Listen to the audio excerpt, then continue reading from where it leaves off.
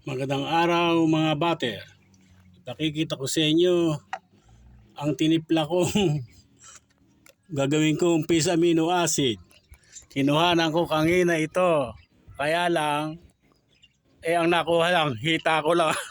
Alam na, hindi ko nakikita kasi. Kaya ngayon, ito, inulit ko uli pero natimpla na. 1 kilong, kuha ng tinimpla ko, 1 kilong pulot o molasses. Kung minsan nakakalimutan ko yung molasses.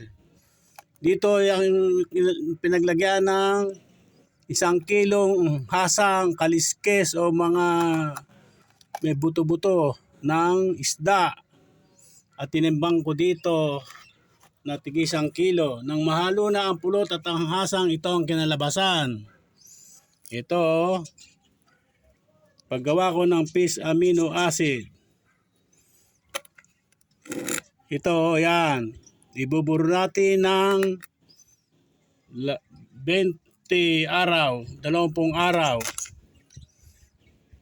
Buburo ng 20 araw o hanggang 21 pwede. Pag ito ay naburo ng 20 araw, ay pagkatapos ay sasalain. Pag nasala, ay pwede na siyang gamitin.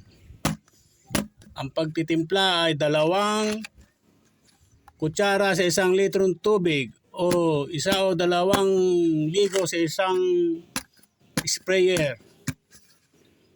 Ganun lang ang pagtitimpla butter ng fish amino acid. Magandang pataba rin ito. Pwedeng pampabulaklak, pwedeng pang sa mga hayop. Pwede rin yan. Pwedeng pampalusog ng mga pampatubo sa mga halaman, pampasanga, pampaganda ng dahon. Yan. Maraming pwedeng magawa ang fish amino acid, pampabulaklak. Kaya magaling yan. Kaya mga bater, hanggang sa muli, sa masayang buhay sa likod ng bahay. Bye-bye! Paki-like, share, and subscribe. Hello! Bye-bye! Wala, hindi ko nakikita eh.